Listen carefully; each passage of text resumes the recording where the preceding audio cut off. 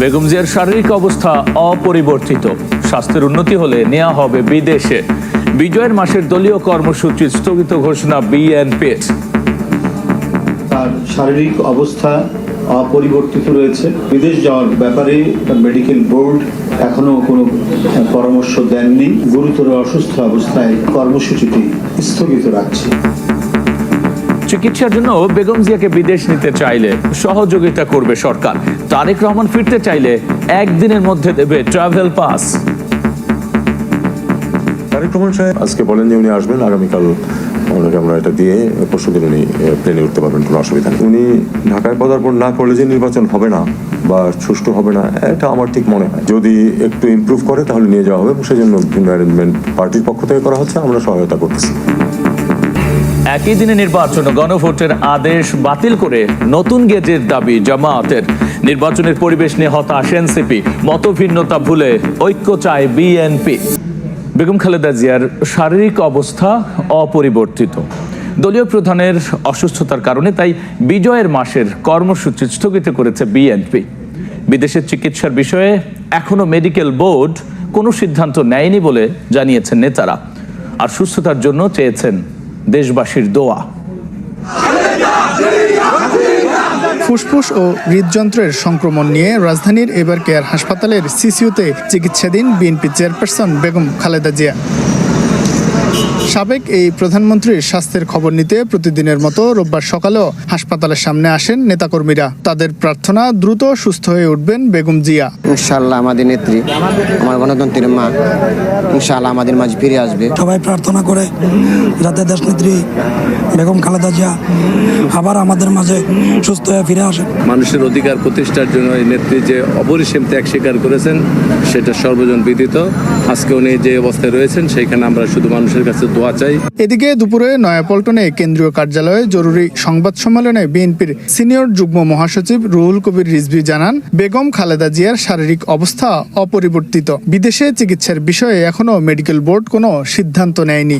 তার শারীরিক অবস্থা অপরিবর্তিত রয়েছে এবং তার বিদেশ যাওয়ার ব্যাপারে মেডিকেল বোর্ড এখনো কোনো পরামর্শ দেননি।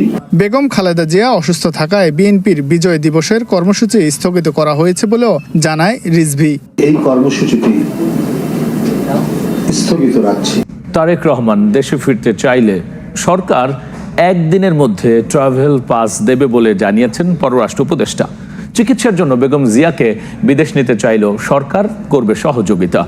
আর আওয়ামী লীগ ছাড়াই নির্বাচন হবে জানিয়ে তৌহিদ হোসেন বলেছেন, তারেক রহমানের দেশে আসার উপর নির্বাচনে গ্রহণযোগ্যতা নির্ভর করে না। বিএনপির চেয়ারপারসন বেগম খালেদা জিয়ার গুরুতর অসুস্থতার সময়ে লন্ডনে দলের ভারপ্রাপ্ত চেয়ারম্যান এবং ছেলে তারেক রহমান দেশে ফেরা নিয়ে তার ফেসবুক স্ট্যাটাস রাজনীতির পাশাপাশি এখন কূটনীতির ময়দানেও আলোচনার বিষয়। রোববার দুপুরে জাতীয় প্রেস ক্লাবে কূটনীতিক সাংবাদিক প্রতিনিধিদের সংগঠন ডিক্যাবের আলাপনে উঠে আসে প্রসঙ্গ। এক প্রশ্নের জবাবে পররাষ্ট্র উপদেষ্টা জানান, তারেক রহমানের দেশে ফেরা নিয়ে সরকারের কোনো বাধা নেই। তার দেশে ফেরা নিয়ে মন্ত্রণালয় বা দূতাবাসের কাছে নেই কোনো তথ্য। তারেক রহমান ফিরতে চাইলে একদিনের মধ্যে ওয়ান টাইম ট্রাভেল পাসের ব্যবস্থা করা হবে বলেও জানান তৌহিদ হোসেন।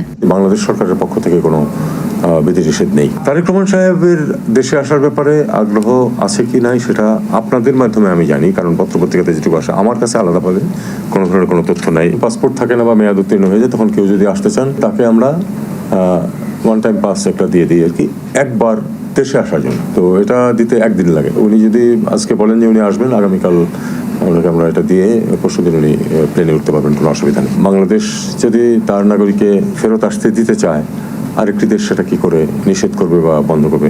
আওয়ামী লীগ ছাড়াই নির্বাচন হবে উল্লেখ করে পররাষ্ট্র উপদেষ্টা বলেন, তারেক রহমানের দেশে আসার উপর নির্বাচনের গ্রহণযোগ্যতা নির্ভর করে না। উনি ঢাকায় পদার্পণ না করলে যে নির্বাচন হবে না বা সুষ্ঠু হবে না, এটা আমার ঠিক মনে হয় না। নির্বাচন সুষ্ঠু হবে কিনা সেটা অন্যান্য আরো অনেক ফ্যাক্টরের উপর নির্ভর করবে। সামাজিকভাবে অ্যাকসেপ্টেবল একটা ফ্যাক্ট এটা যে আওয়ামী লীগ এবার নির্বাচনে থাকবে না। চিকিৎসার জন্য বেগম জিয়াকে বিদেশে নিতে চাইলে সরকার সব ধরনের সহযোগিতা করবে বলেও জানান পররাষ্ট্র উপদেষ্টা।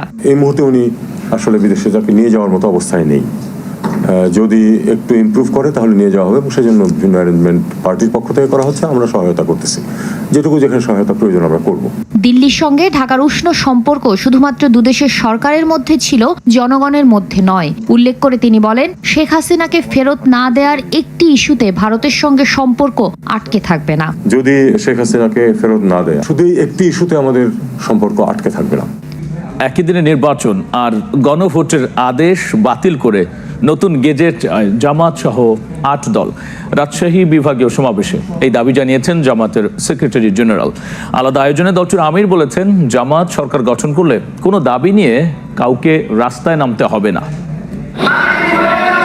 গণভোট আয়োজন সহ 5 দফা দাবিতে রাজশাহীতে একই মঞ্চে জামাত সহ সমমনা 8 দলের শীর্ষ নেতারা।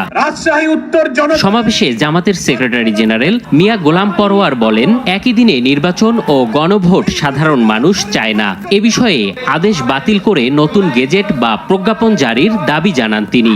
একই দিনে গণভোটের কথা বলেছেন। আমরা সরকারকে বলতে চাই, বাংলাদেশে বহু আইন আপনারা করছেন আর পরিবর্তন করছেন। সরকারের আদেশ, সরকারের তৈরি করা গেজেট, এটা তো ওহির বাণী, কোরআনের বাণী না, এটা আপনারা কারো পরামর্শে করেছেন। এই গেজেটকে পরিবর্তন করতে হবে।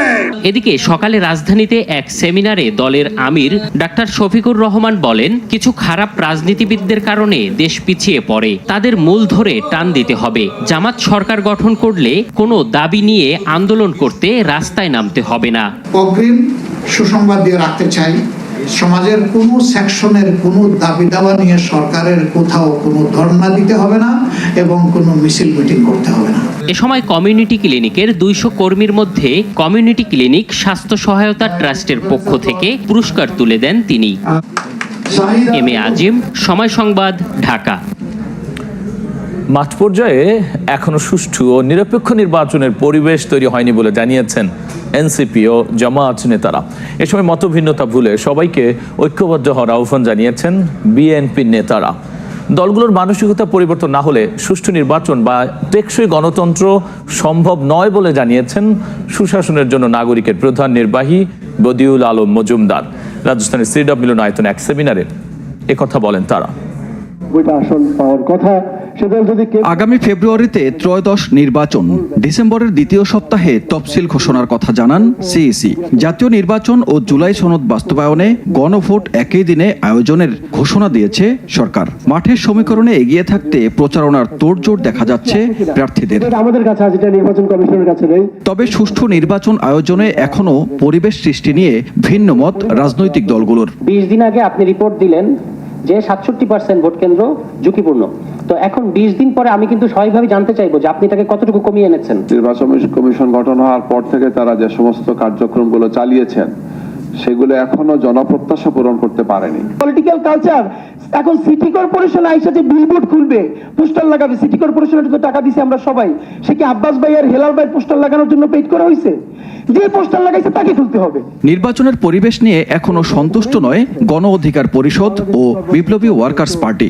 সরকারের নিরপেক্ষতা শুরুতে যদি প্রশ্নবিদ্ধ হয়, তাহলে গোটা নির্বাচনী প্রক্রিয়া প্রশ্নবিদ্ধ হবে।